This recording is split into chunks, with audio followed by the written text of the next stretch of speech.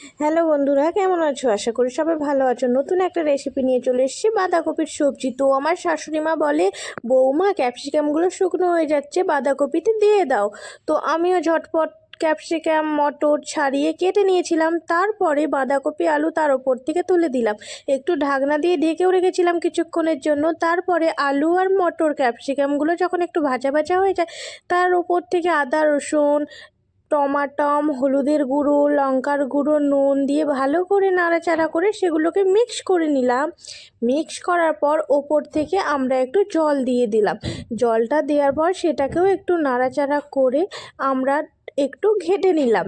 ঘেটে নেওয়ার পর আমরা কিছু মাছের মাথা গুঁড়িয়ে রেখেছিলাম, সেটাও উপর থেকে দিয়ে দিয়েছিলাম।